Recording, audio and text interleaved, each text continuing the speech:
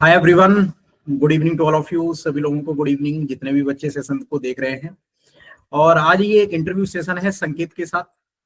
संकेत के बारे में थोड़ा सा मैं आप लोगों को बताऊं तो ये हमारे काफी पुराने स्टूडेंट हैं प्लस के, और करंट टाइम पे आईआईटी गांधीनगर से एमटेक कर रहे हैं और एमटेक इनका कंप्लीट होने वाला है, राइट।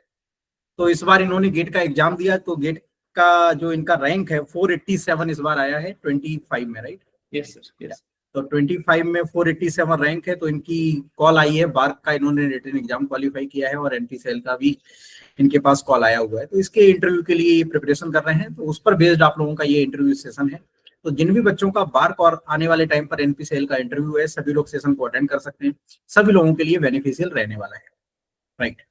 तो टेल मी अबाउट योरसेल्फ, संकेत। My name is Sanket Anil Bobre. I am from Sangli district, Maharashtra. Now I am pursuing MTech in Chemical Engineering from IIT Gandhinagar. I am complete my BTech in 2021 from DBATU University. And sir, my favorite subject is heat transfer, mass transfer, fluid mechanics, and chemical reaction engineering. B Tech का project क्या था आपका? Yes sir, BTech project था कि design of absorption tower with pin arrangements, and I have also patent of this design sir. Okay, so working objective क्या था project? Okay, so working objective था कि हीट जैसे कि हम एग्जॉस्ट ऑफ द मतलब जो भी इंडस्ट्री का एग्जॉस्ट बाहर वेंट बाहर छोड़ देते जो कि हाईली हीटेड रहता है, वो डायरेक्ट एटमॉस्फेयर में छोड़ देंगे तो एनवायरमेंटल इफेक्ट पड़ेगा। तो इसलिए हम एब्सॉर्प्शन टावर यूज करते हैं कि जो कि पोल्यूटेंट्स एब्सॉर्ब करे। उसके साथ मेरा अनदर टारगेट था कि उसकी टेम्परेचर भी डिक्रीज हो जाए। तो इसके लिए मास transfer and heat transfer enhance करने के लिए मैंने फिन्स एडजस्ट किया था इन एब्सॉर्प्शन टावर्स में। वो स्प्रे टाइप एब्सॉर्प्शन टावर था, and in the plates and outside of the walls उसमें फिन्स एडजस्ट किया था जो कि mass transfer and turbulence enhance करके mass transfer and heat transfer भी बढ़ जाए। कितना कूल करते थे, किस टेम्परेचर तक कूल करके छोड़ते थे? एक्चुअली सर वो डिजाइन था, ओनली डिजाइन पेटेंट है मेरे पास, तो वो कभी मतलब वर्किंग में अप्लाई नहीं किया सर। ओके, ठीक है। So your favourite subject is heat transfer, mass transfer and fluid mechanics, fluid mechanics, and last is the CRE. Okay, so अभी तक आपने इंटरव्यू कभी दिया है किसी बार्क का या एनपीसीएल का? सर बार्क एनपीसीएल का नहीं दिया, लेकिन आरसीएफ का दिया था sir. Okay, so tell me the governing equation of the radiation. Okay, governing equation हम रेडिएशन के लिए स्टेफन्स लॉ यूज करते जो कि energy is directly proportional to the fourth law of absorption tower. Energy Fourth power, या energy होगा या emissive power होगा? sorry, emissive power is directly proportional to the fourth power of absolute temperature. Absolute temperature क्या होता है? Sir absolute temperature मतलब वो temperature रहता है कि जहाँ पे अब हम बोले कि जीरो एब्सोल्यूट टेम्परेचर, जो कि जीरो एब्सोल्यूट टेम्परेचर मतलब 0 केल्विन में, जहाँ पे मोलिक्यूल कोई भी चेंजेस नहीं आ सकते उस टेम्परेचर पे। तो उस टेम्परेचर से हम, हाँ यस सर। यस, सो आपने कंडक्शन पढ़ते हो तो वहां पर ड्राइविंग फोर्स डेल्टा टी होता है, यानी T2 पावर 1। कन्वेक्शन पढ़ते हो वहां पर भी ड्राइविंग फोर्स T2 पावर 1 होता है। Yes sir. और रेडिएशन में T2 पावर 4 क्यों लिया है? ओके, सो सर हम कंडक्शन में देखेंगे तो कंडक्शन में हम यूज करते हैं फोरियर्स लॉ, जो कि फोरियर्स लॉ से क्या कहता है कि flux is directly proportional to the temperature gradient. तो हमारा dt बाई dx आ जाता है। वैसे हम कन्वेक्शन में देखेंगे तो कन्वेक्शन हमारा न्यूटन्स लॉ ऑफ कूलिंग कहता है कि Q is equal to HA delta T। तो एज पर कन्वेक्शन हमारा न्यूटन्स लॉ ऑफ कूलिंग से चलता है, एज पर कंडक्शन हमारा फोरियर्स लॉ पे चलता है। वैसे हमारा रेडिएशन देखेंगे तो स्टेफन्स लॉ से चलता है, जो कि स्टेफन्स लॉ रहता है 4 power of the temperature, absolute temperature. So question ये है कि अभी आपने बताया कि फोरियर्स लॉ में ड्राइविंग फोर्स के डायरेक्टली प्रोपोर्शनल है, यानी कि T⁻⁴ 1। न्यूटन्स कूलिंग लॉ में भी T2 पावर 1 है। Yes sir. यहाँ पर स्टीफन बोल्ट्जमैन लॉ ने directly proportional to absolute temperature क्यों नहीं लिया, उसने T⁴ क्यों लिया है?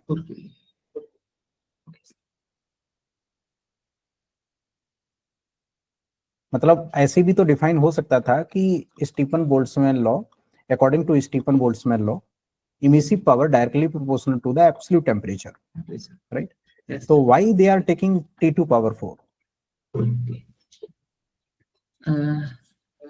सर उसके बारे में मुझे इतना जानकारी नहीं है, लेकिन मैं इस क्वेश्चन का आंसर गेस कर सकता हूँ सर? Yes, sure.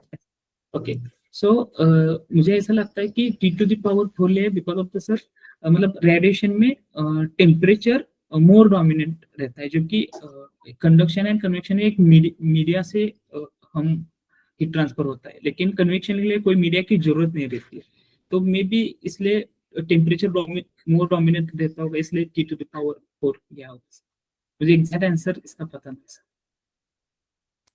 रेडिएशन में भी रेजिस्टेंसेस होते हैं, रेडिएशन Yes, में भी रेजिस्टेंसेस होते हैं, और कंडक्शन कन्वेक्शन यानी कि सॉलिड के अंदर आप करवाओगे वहां पर भी रेजिस्टेंसेस होते हैं। थोड़ा सा इसके बारे में देखिएगा और सर्च करिएगा और फिर मुझसे पूछिएगा, मैं आपको बताऊंगा। yes, sir. नेक्स्ट क्वेश्चन, आपने हीट एक्सचेंजर पढ़ा होगा, राइट? Yes, sir. सपोज कर लो this is water inside the glass, Okay. और ये आप सराउंडिंग में भी हल्का सा शायद देख पा रहे होगे, हल्का सा ये वेपर इसके ऊपर इस तरीके से हल्की सी देखो जम रही है, Yes, sir. हल्का सा है, ठंडा Yes. पानी है इसके अंदर, Okay. राइट? तो सराउंडिंग में क्या है कि एयर अपनी हाई टेम्परेचर पर है और ये जो अंदर इसके फ्लूइड है इसका टेम्परेचर लो है। Yes. तो मैं सराउंडिंग के फ्लूइड का टेम्परेचर प्रोफाइल ड्रॉ करना चाहूँ till the surface of the glass, है ना? सराउंडिंग के बल्क से मैं surface of the glass fluid का टेम्परेचर प्रोफाइल में ड्रॉ करना चाहूँ तो कैसे बनेगी? पेपर है, पेन पेपर आपके पास? हाँ, yes, yes, yes. बनाइए। मतलब ग्लास के Okay. साइड टेम्परेचर कम रहेगा और जैसे एनवायरनमेंट साइड जाएगा तो टेम्परेचर ज्यादा रहेगा। ओके, इस सरफेस पे जाके ड्राइविंग फोर्स कम हो रहा है, बल्क में ड्राइविंग फोर्स ज्यादा है। ऐसे ऐसे मतलब अपोजिट सर, सरफेस पे ड्राइविंग फोर्स ज्यादा रहेगा, मतलब चलिए ठीक है, ऐसे आप बोल दीजिए वो अभी थोड़ा सा हल्का सा। ओके, तो सरफेस पे पर जाके ड्राइविंग फोर्स ज्यादा रहेगा या बल्क में ज्यादा रहेगा? एक बार फिर से सोचो, आराम से फिर से सोचो, टेक योर टाइम, सोचो फिर बताओ। ड्राइविंग फोर्स किसके बारे में आप बात कर रहे हो? एक टेम्परेचर आप फ्लूइड का ले रहे होगे और एक टेम्परेचर आप किसका ले रहे हो? एयर का सर। एक टेम्परेचर वॉल मतलब जो भी अपना ग्लास का वॉल था उसका वॉल का ले रहा, और अनदर टेम्परेचर जो कि मेरा आउटसाइड ऑफ द एयर है उसका ले रहा। तो जहां पे मेरा dt/dx आ जाएगा, अदरवाइज मतलब चेंज। मैक्सिमम ड्राइविंग फोर्स आपको कहां पर मिलेगा, बल्क में मिलेगा या सरफेस पर मिलेगा? मैक्सिमम ड्राइविंग फोर्स मुझे सरफेस पे मिलेगा सर। तो सरफेस पर मैक्सिमम ड्राइविंग फोर्स मिलेगा, और आपने फर्स्ट वाला जो ड्रॉ किया था सरफेस पर जाके मिनिमम ड्रॉ किया, मिनिमम हो रहा था। यस ठीक, क्योंकि जो मैक्सिमम आपका हीट ट्रांसफर हो रहा होगा वो सरफेस से हो रहा होगा। जैसे से बल्क में मूव करेंगे, जैसे से बल्क में मूव करेंगे तो क्या होगा, ड्राइविंग फोर्स डिक्रीज होता चला जाएगा, है ना? एक सफिशिएंट डिस्टेंस के बाद ड्राइविंग फोर्स क्या हो जाएगा, जीरो हो जाएगा। जीरो, वहां पे स्लोप भी मेरा जीरो हो जाएगा जहाँ पे मास ट्रांसफर मतलब हीट ट्रांसफर नहीं होगा। Yes, correct. ऑलराइट, कैविटेशन क्या होता है? What is the cavitation? Cavitation in pump sir. या ओके, सो कैविटेशन में क्या होता है कि जब मेरा suction pressure of the die of the pump उसका सिंपल, मतलब अभी पंप को यूज ना करके, मतलब एक कैविटेशन जर्नल फॉर्म में कैसे डिफाइन करेंगे, क्या है कैविटेशन? ओके, सो जब मेरा प्रेशर वेपर प्रेशर से बिलो हो जाए तब मेरा प्रेशर वेपर प्रेशर से बिलो हो जाए तब मेरे बबल्स क्रिएट हो जाते हैं।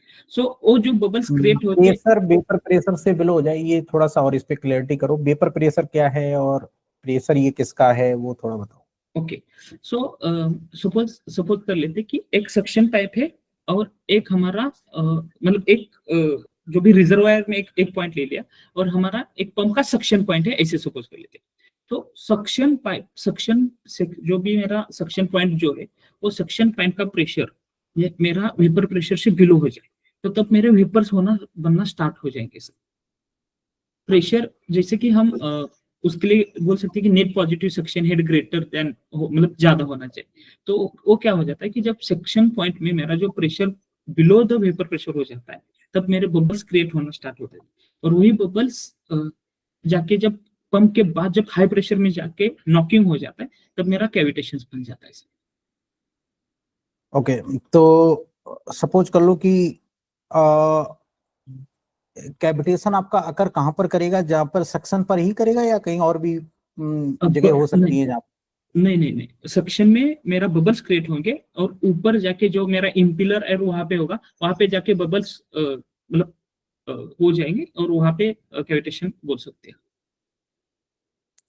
और भी कोई एग्जाम्पल आप बता सकते हो जहाँ पर कैविटेशन अकर कर सकता है? कोई अलग तरीके से आप इसको डिफाइन कर सकते हो? अ, कैविटेशन का एक्चुअली मेन मीनिंग क्या है? मतलब आप प्रेशर रिड्यूस कर रहे हो, ऐसे बोल सकते हो कि cavitation means formation of bubble, yes. Right? The formation of bubble, तो कभी भी आपका जो लिक्विड है किसी भी एक ऐसे सेक्शन से पास हो रहा है जिसमें एरिया कम है ना, तो एरिया आपका कम होगा, वेलोसिटी बढ़ेगी, तो प्रेशर आपका क्या हो जाएगा, कम हो कम, जाएगा। यस यस यस, मतलब हम तो डाइवर्जेंट सेक्शन हम, यस सर यस। यस, तो प्रेशर जहाँ पर लो होगा तो वहां पर वेपर प्रेशर क्या होगा, हाई हो जाता है, तो यस, उस जगह पे बबल्स फॉर्मेशन हो सकते हैं, हो तो सकता है, यस कैविटेशन एक पॉसिबल है। तो यस जैसे यस। एग्जांपल पंप हो गया, बर्नौली इनके पृथ्वी वेंचुरोमीटर पाइपलाइन, में भी सर जब फ्लूइड में, वेंचुरीमीटर में भी आप यस लगाते हो, यस। ओके, तो वहां पर हो सकता है। Okay, what is the due point temperature? Okay, great. So dew point temperature is the temperature when first liquid is formed. Uh, First liquid is formed. This temperature is the dew point temperature. First bubble form? Uh, Suppose I have the vapor mixture, and the temperature at which this vapor mixture when first liquid drop is formed, first bubble is formed. This temperature is known as the dew point temperature. Okay, यहाँ पर भी थोड़ा correct करना है, at constant pressure. Sorry, sir. At constant pressure. Yes. Yes, At तो constant, first of all आपको क्या define करना है, at constant at pressure constant pressure. Temperature at which first vapour bubble form, यानी वेपर से आपकी जो लिक्विड वेपर है वो आपकी फॉर्म हो। ओके, सो इन डिस्टिलेशन कॉलम Yes. और इन bubble point diagram you seen कि what is the, you know कि as a starting you are drawing the tie line, right?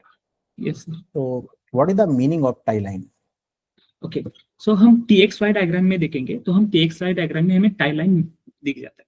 तो टाई लाइन का मीनिंग हो जाता है कि suppose I have some percentage of the amount of the feed, तो उस टेम्परेचर में मतलब उस फीड में जब मैं टेम्परेचर देख के उसको बॉइल करने का कोशिश करता हूँ, तब मेरा हाई वाला सपोज बाइनरी मिक्सचर है, तो बाइनरी टाई लाइन इंफॉर्मेशन देती है कि लिक्विड फॉर्म में एंड वेपर फॉर्म में मेरा हाई वोलेटाइल कंपोनेंट्स कितना होगा सर। जैसे कि हम मैं ड्रॉ करके दिखा सकता हूँ आपको। आपने अभी बनाई है एक टाई लाइन है, ये टाई लाइन को मैं छोटा कर दूं ओके। तो एक टाई लाइन है जिसकी लेंथ ज्यादा है हाँ। और एक टाई लाइन है जिसकी लेंथ कम है, कम है। इसका मीनिंग क्या है? सर अभी जो मैंने प्लॉट निकाला था वो एक कांस्टेंट प्रेशर में निकाला था, तो टाई लाइन जब छोटी हो रही है इसका मतलब मेरा प्रेशर बढ़ रहा है सर। मतलब सपोज मैंने 1 एटमॉस्फेयर प्रेशर में जब टाई लाइन लगाऊंगा तो मेरा बड़ी लाइन रखेगी, वही मैंने 2 एटमॉस्फेयर प्रेशर में मैं जब टेक्स्ट वाई डायग्राम प्लॉट करूंगा तो मेरी टाई लाइन की लेंथ कम हो नहीं जाएगी। नहीं, प्रेशर कांस्टेंट रखते हैं, प्रेशर ओके कांस्टेंट रखते हैं, ओके और उसी पर्टिकुलर प्रेशर पर मैं दो टाई लाइन खींचता हूँ, एक टाई लाइन अपनी एल लेंथ की है और एक टाई लाइन LY2 लेंथ की है। ओके ओके, तो इन दोनों टाई लाइन का क्या मीनिंग है? ओके। तो हम ये बोल सकते हैं कि मतलब मेरा जो मोल फ्रैक्शन जो है फीड में वो मेरा कम मतलब कम साइड हो रहा है या ज्यादा साइड हो रहा है जब। सिंपल ऐसे बोलो, ऐसे बोलो सिंपल, जिसकी टाई लाइन कम है तो यानी कि अवेलेबल ड्राइविंग फोर्स कम है, कम है। Tie Yes, line sir. ज्यादा है, अवेलेबल ड्राइविंग फोर्स तो ज्यादा है, available separation. driving forces. Yes, sir. Yes, sir. Yes. Oui. तो जिसकी टाई लाइन ज्यादा होगी सेपरेशन इजी होगा, टाई लाइन कम छोटी होगी सेपरेशन उतना डिफिकल्ट होगा, that's it. Yes, sir. Yes, sir. Yes. Yes. Difference between the boiling and evaporation. Boiling and evaporation. Okay. Sir boiling and evaporation में देखेंगे तो बॉइलिंग के लिए एक्सटर्नल टेम्परेचर रिक्वायर होता है और इवापोरेशन के लिए एक्सटर्नल टेम्परेचर रिक्वायर नहीं होता। बॉइलिंग के लिए हम ये बोल सकते हैं कि exerted pressure is equal to the atmospheric pressure. जब एक्सर्टेड प्रेशर मेरा एटमॉस्फेरिक प्रेशर हो जाएगा तभी मेरा वेपराइजेशन हो जाएगा। वही इवापोरेशन में देखेंगे तो वहां पे मेरा एक्सर्टेड प्रेशर एटमॉस्फेरिक प्रेशर होने की कोई जरूरत नहीं है, जो कि मेरा सपोज लिक्विड है, जो कि हम फॉर एग्जांपल दे सकता हूँ कि एक लेक है, लेक में से मेरा इवापोरेशन हो रहा है, तो वहां पे जो atmospheric partial pressure of the liquid होगा उसकी वजह से ही मेरा मतलब इवापोरेशन हो सकता है। तो मतलब इवापोरेशन के लिए हम जो भी इवापोरेट होगा वो सरफेस ऑफ द लिक्विड से ही होगा। लेकिन हम बॉइलिंग में देखेंगे तो बॉइलिंग में कंप्लीट बल्क का टेम्परेचर इनहांस करके हम बॉइलिंग करते हैं। ओके, सो मेरे पास एक सॉलिड ऑब्जेक्ट है, जैसे सपोज कर लो कोई मेरे पास एक फ्रूट है, ओके आम का फ्रूट हो सकता है, एप्पल हो सकता है, या हमारे पास मैंगो हो सकता है, कुछ भी हो सकता है, कोई एक फ्रूट है, राइट, ग्रेप्स हैं। तो उसको मैंने कुछ दिनों के लिए धूप में रख दिया, ओके है ना, मान लो 10-15 दिन के लिए मैंने धूप में रख दिया। हाँ तो उसके साइज और वॉल्यूम में तो डिफरेंस आएगा ही, आपने ऑब्जर्व किया होगा, है ना। Yes sir. ओके, तो वो फिनोमिना, उस फिनोमिना को क्या बोलेंगे, बॉइलिंग बोलेंगे या इवेपोरेशन बोलेंगे? सर उसको हम इवापोरेशन बोलेंगे। तो अभी तो आपने इवेपोरेशन बोला कि वो लिक्विड की सरफेस पर होगा, तो वहां पर तो लिक्विड है नहीं। ओके सर जब जस्ट सेकंड ना सर, जब हम फ्रूट्स या उसमें जब देखेंगे तो हम उस कंसेप्ट के लिए हम ड्राइंग सेक्शन में चले जा सकते हैं, क्योंकि सर देखेंगे तो मेरा जो फ्रूट हो रहा है उसमें से जो मॉइस्चर कंटेंट है वो मॉइस्चर कंटेंट मेरा इवापोरेट होके जा रहा है, इसलिए मेरा वो जो फ्रूट है उसका साइज कम हो रहा है। जैसे कि हम बॉइलिंग से भी तो ड्राई कर सकते हो, बॉइलिंग की हेल्प से भी तो ड्राई हो सकता है, या आप इवेपोरेशन की हेल्प से भी ड्राई हो सकते हैं। तो जो ड्राइंग हो रहा है it is the part of the evaporation, right? Yes sir, drawing हो रहा है, it is a part of the evaporation. But हम सर बॉइलिंग के लिए हमें जो एक्सर्टेड प्रेशर रहता है वो एटमॉस्फेरिक प्रेशर तक आना चाहिए। मतलब हमारे पास सपोज से कोई भी एक फ्रूट के अंदर मॉइस्चर है, बाकी का कंटेंट भी, तो उसका जब हम इंडिविजुअल हर एक कंटेंट का पार्शियल प्रेशर लेके देखेंगे तो उसका हमारा total exerted pressure atmospheric pressure तक मुझे नहीं लग रहा है कि हो जाएगा। तो ठीक है, ये समझ में आ रहा है कि वो बॉइलिंग नहीं होगी। यस नेक्स्ट अब क्या होगा, कौन सा फिनोमिना होगा? तो उसके बाद जो भी मतलब जो लिक्विड था फ्रूट में वो सरफेस में चला जाएगा और उसके बाद मतलब आउटसाइड ऑफ द फ्रूट्स के वहां पे जाएगा, और because of the outside temperature मेरा कुछ तो है, तो टेम्परेचर डिफरेंस की वजह से मेरा इवापोरेशन हो जाएगा। तो बेसिकली यू आर सेइंग कि जो भी फ्रूट्स है उसका वॉल्यूम जो भी डिक्रीज हो रहा है, मास डिक्रीज हो रहा है due to evaporation. Yes sir. Now tell me the definition of the evaporation. Okay, so evaporation is the हम बोल सकते कि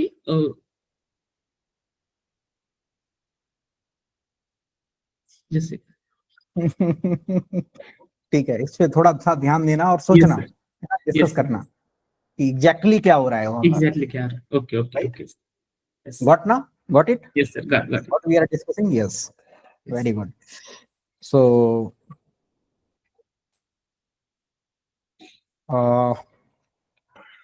in evaporator you have seen there are two type of the flow meters, one is the forward and one is the backward, yes.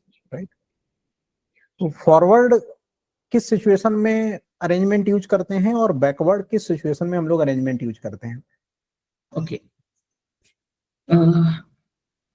मतलब forward हम देखेंगे sir, तो forward में हमारा जो फर्स्ट फर्स्ट रिएक्टर रहता है उसमें मेरा हाई टेम्परेचर रहता है, उसके बाद लो टेम्परेचर, उसके बाद उससे भी कम टेम्परेचर हो जाता है। वैसे हम बैकवर्ड अरेंजमेंट में करेंगे तो ऐसा नहीं रहता, क्योंकि बैकवर्ड अरेंजमेंट में फर्स्ट का टेम्परेचर हाई रहेगा, हमारा जो फीड रहता है वो last of the reactor, last of the नहीं, आप इवेपोरेटर। बोल रहे हो कि बैकवर्ड में टेम्परेचर चेंज हो जाएगा और फॉरवर्ड में फर्स्ट में ज्यादा रहेगा और बैकवर्ड में लास्ट में ज्यादा रहेगा।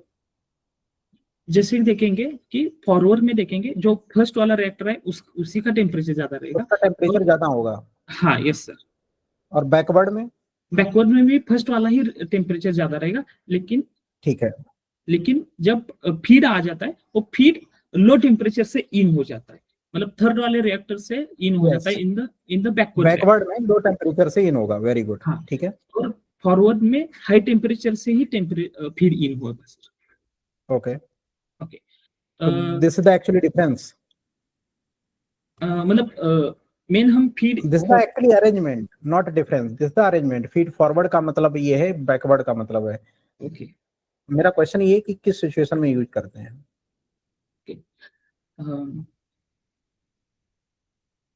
Just 1 minute for thinking. या टेक योर टाइम। ओके। मतलब उसके 2-3 रीजंस थे, उसमें से मुझे अभी इतना ज्यादा याद नहीं है, लेकिन एक याद आ रहा है। जैसे कि हम एक एक बता दो। ओके, जैसे कि हम फर्स्ट थिंग इज कि फीड हमें मतलब हमारा जो प्रोडक्ट सेंसिटिव प्रोडक्ट मिल रहा है, तो हम पहले हाई टेम्परेचर में डालेंगे, उसके बाद लो लो लो टेम्परेचर में जाके कौन सा सेंसिटिव होगा? हाई टेम्परेचर सेंसिटिव को हाई टेम्परेचर में पहले डालेंगे। हाँ, हाई टेम्परेचर सेंसिटिव के पहले हाई टेम्परेचर में डाल देंगे, जो कि हमारा एंड प्रोडक्ट में मतलब डिग्रेड ना हो जाए, इसके लिए हम पहले बल्क में डाल देंगे, उसके बाद स्टेप बाय स्टेप एंड में निकालेंगे। उसके एक याद आ रहा था, दूसरी आ रहा था कि जो कि viscous fluid and non viscous fluid related, तो हमारा विस्कस फ्लूइड जो ऐड कर देता है, तो हम बैकवर्ड फीड में से विस्कस फ्लूइड ऐड कर लेते हैं, उसके बाद टेम्परेचर इनहांस करके उसकी विस्कोसिटी कम करके आगे आगे फीड्स आ जाता है। ऐसे इतना ही मुझे याद आ रहा है, बाकी इतना अभी याद नहीं आ रहा। Okay, very good very good. आपने जो बताया बढ़िया बताया, कोई प्रॉब्लम नहीं है। ठीक है, इसको थोड़ा सा और अच्छे से देख लेना। यस सर, यस है ना। और बाकी इंटरव्यू आप लोगों का, आपका वही चलेगा, लगभग 20 से 25 मिनट का इंटरव्यू रहेगा। एक्चुअली सर बार्क का इंटरव्यू मतलब मैंने सुना था नियर 45 मिनट्स तक चलता है, ऐसे सुना था। 45 मिनट्स का कुछ लोगों का चलता है, कुछ का 20 से 25 मिनट में हो जाता है। Okay right. वो डिपेंड करता है कि आपका कैसा इंटरव्यू जा रहा है, थोड़ा और अच्छे से जा रहा है या आप शुरुआत में हैं तो थोड़े से इंटरव्यू लॉन्ग टाइम के लिए हो जाते हैं। जैसे सेकंड हाफ के बाद जो इंटरव्यूज होते हैं उनका टाइम कम हो जाता है। कम होता है ना। ओके। क्योंकि उनको भी थोड़ा सा लगता है कि अब थोड़ा जल्दी स्पीड बढ़ानी चाहिए, तो शुरुआत में इनके साथ का नाम वगैरह है तो थोड़ा सा इंटरव्यू की लेंथ ज्यादा रहती है, बाद में थोड़ी सी कम होती चली जाती है, और again depending on the interview. Okay, उस पर भी थोड़ा सा डिपेंड कर जाता है। तो 25 से 30 मिनट का इंटरव्यू आपका रहेगा दोनों जगह। इतना आप एक्सपेक्ट मिनिमम करके चले, इससे थोड़ा सा ज्यादा भी हो सकता है। Okay right. और थोड़ा सा और अच्छे से पढ़ लो, है ना। फीडबैक यही है कि थोड़ा सा और अच्छे से आप पढ़ लो, है ना। थोड़ा सा टेक्निकल वाले पार्ट सारे ओके इंपॉर्टेंट टॉपिक्स हैं, मैं अभी आपको भेज दूंगा। ओके, वो सारे अच्छे से कवर कर लो। और हाँ, क्योंकि एनपीसीएल और बार्क में मेनली टेक्निकल का ही पार्ट रहेगा, टेक्निकल ही अच्छे से पूछा जाएगा, मतलब सीधे सीधे डेफिनेशंस के अलावा थोड़ा सा ट्विस्ट करके पूछ रहे हैं, तो वहां पर थोड़ा सा और अच्छे से देख लेना। ओके। क्योंकि वो लोग शुरुआत में हो सकता है कि थोड़ा सा आपको इजी क्वेश्चन पूछें, फिर धीमे से अच्छे से क्वेश्चंस वो और इससे भी अच्छे क्वेश्चंस वो लोग पूछ सकते हैं, है ना। तो ये चीज है। और बाकी जाओ अच्छे से इंटरव्यू, बी कॉन्फिडेंटेड, है ना। आपका स्टाइल बोलने का बहुत अच्छा है, एक्सप्लेन करने का तरीका अच्छा है, और थोड़ा सा आराम से इंटरव्यू दो, सोच के दो, और जो भी चीजें ड्रॉ वगैरह करो या कोई भी फॉर्मूला वगैरह आप लिखो तो उसको एक बार रीचेक कर लो, उस पर एक बार थिंक कर लो कि ये जो मैंने बनाया है क्या मैंने सही बनाया है, या जो फॉर्मूला लिखा है क्या मैंने सही लिखा है। कोई डेरिवेशन करवाते हैं तो उसको भी रीचेक करके उनके सामने आपको प्रेजेंट करना है। बाद में आप करते हो, मान लो आपने उस गलती करने के बाद फिर वो सही कर रहे हो, तो फिर वो एक मतलब पहले से एरर हो रखी है, एरर हो रखी है, तो उसको फिर नहीं सुधारना, मतलब पहली बार में ही करेक्ट करना है आपको। तो इतनी चीजें हैं, इस पे थोड़ा सा काम कर लो, और बाद बाकी सारी चीजें आपका सही है, बोलने का स्टाइल बढ़िया है, एक्सप्लेन करने का तरीका आपका अच्छा है, और ठीक है, आप लगते गुड हो ही, looking good. Thank you sir. तो मुझे और थोड़ा टेक्निकल में फोकस करना चाहिए। यस यस, टेक्निकल में थोड़ा, Yes. क्योंकि दोनों interview based on the your technical. Okay क्योंकि अभी देखा मतलब जब हम गेट की पढ़ाई करते हैं टोटली मतलब फॉर्मूला बेस रहता है, लेकिन इसमें जब जाके कि जैसे कि आपने सेब का एग्जांपल दिया वो बहुत अच्छा एक क्वेश्चन लगा सर, मतलब रियल बेस थिंकिंग करना चाहिए कि कैसे हो सकता है sir. Yes yes, okay thank you very much sir. Yes yes, all the best for interview. Okay yes, thank you so much sir, thank you for this. Okay can I leave? या सो ये थे संकेत के साथ अभी session आप लोगों ने देखा होगा।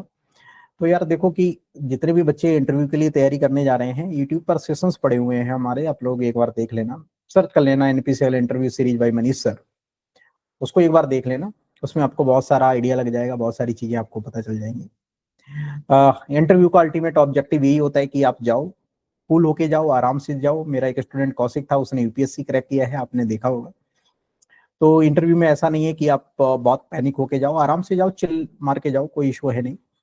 बस जो भी आंसर करो वो लॉजिकली करो, सेंसफुल आपके आंसर्स होने चाहिए, इतना आपको केयर करना है। नहीं आ रहा है कोई बात नहीं, आ रहा है उसको पीसफुली आराम से बताओ। ओके, और चेहरे पे बिल्कुल मुस्कान रखना है, सभी लोगों को हैप्पी रहना है, और स्ट्रेस बिल्कुल भी नहीं लेना है। तो लगना चाहिए एक कन्वर्सेशन हो रहा है, ना कि एक फोर्सफुली चीजें आपसे करवाई जा रही हैं। ठीक है, तो जितना आप कूल रहोगे उतना ही अच्छा इंटरव्यू जाएगा। तो जितने भी बच्चों का इंटरव्यू है सभी लोगों को थैंक यू वेरी मच, और सभी लोगों को, जिन बच्चों ने इस सेशन को अटेंड किया थैंक यू सो मच, और जिन भी बच्चों का इंटरव्यू है उन लोगों को ऑल दी बेस्ट। आप अच्छे से इंटरव्यू देकर जाओ, और कुछ भी आपको डिस्कशन करना है तो आप डिस्कस कर सकते हो, टेलीग्राम ग्रुप का यहाँ पर लिंक है। गेट की प्रिपरेशन करनी है, each and everything I will guide you, सारा कुछ मैं आप लोगों को बता दूंगा। जस्ट आपको क्या काम करना है, ओके, टेलीग्राम ग्रुप को ज्वाइन कर लेना और मेरे से बात कर लेना। चलो फिर, thank you so much, take care all of you.